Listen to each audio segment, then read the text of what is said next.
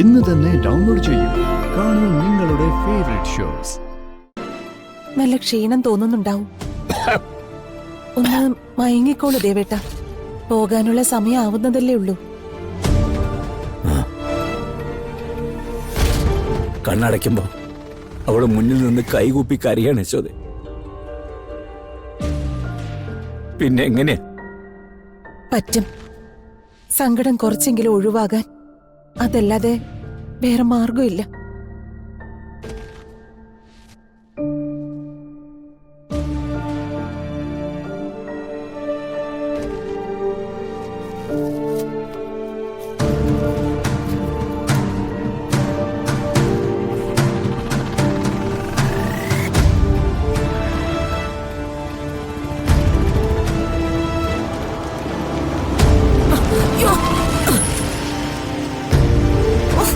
ഏതവരാ ഇത്?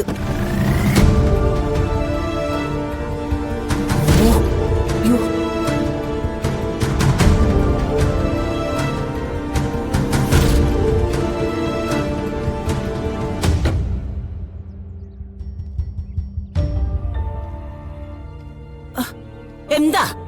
രാധിക എവിടെ? എനിക്ക് രാധിക കാണണം. അവളിവിടെ ഇല്ല. എങ്ങോട്ടാ ഇറങ്ങിപ്പോയി? കള്ളം. കള്ളമാ നിങ്ങളീ പറയുന്നേ? രാധികയുടെ കാര്യത്തിൽ എന്തെങ്കിലും നിങ്ങൾ സത്യം പറഞ്ഞിട്ടുണ്ടോ? നോക്ക്, നേരം വെളുത്തിട്ടില്ല. അകത്ത് ദേവൻ സുഖമില്ലാതെ കിടക്കുക.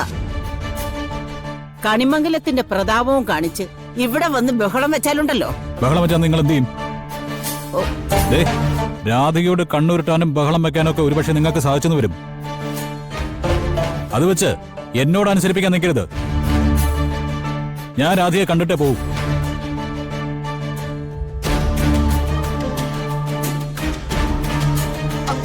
മോനെ, രാധിക ഇവിടെ ഇല്ല. മുത്തശ്ശി പറഞ്ഞത് സത്യം. അമ്മേ, വലിയ വലിയ രഹസ്യങ്ങൾ മനസ്സിൽ ഒളിപ്പിക്കുന്നതിൽ പരസ്പരം മത്സരിച്ചവരാ നിങ്ങൾ രണ്ടുപേരും. അയാളെ എന്റെ കൺമുമ്പിൽ നിന്ന് മാറ്റി നിർത്തിയാ ഞങ്ങൾ തമ്മിലുള്ള ഇഷ്ടം ഇല്ലാതാക്കാൻ പറ്റുമെന്ന് തോന്നുന്നുണ്ടോ അമ്മയ്ക്ക്?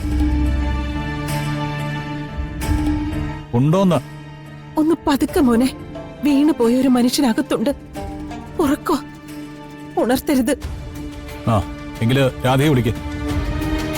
അമ്മയെ രാധയെ കാണാതെ ഞാൻ തിരിച്ചു പോവില്ല. അവൾ ഇവിടുന്ന് പോയിന്ന് പറഞ്ഞത് സത്യ. അവളിപ്പോ ഫിദ മേഡത്തിന്റെ കൂടെയാണുള്ളത്. ഫിദ മേഡത്തിന്റെ കൂടെയാ? അതെ മോനെ. അവക്ക് യാതൊരു കുഴപ്പമില്ല. എന്നെ വിളിച്ചായിരുന്നു. ഇപ്പോഴത്തെ അവസ്ഥയിൽ പെട്ടെന്ന് തിരിച്ചു വരാൻ പറ്റില്ലെന്നാ പറഞ്ഞത്. അവളെ തേടി മോനിനി ഇങ്ങോട്ട് വരരുത്. ഫിദ മേഡത്തിനൊപ്പം ഉണ്ടെങ്കിൽ അയാളെ ഞാൻ തേടി കണ്ടുപിടിച്ചിരിക്കും. പക്ഷേ അമ്മ പറഞ്ഞ ഈ വാക്കുകൾ കൂടി കള്ളമാണെങ്കിൽ ഞാൻ തിരിച്ചു വരും. അങ്ങനെ എനിക്ക് വരേണ്ടി വന്നു കഴിഞ്ഞാല് എന്നെ ഈ രീതിയിലായിരിക്കില്ല അമ്മ പിന്നെ കാണാൻ പോവാ.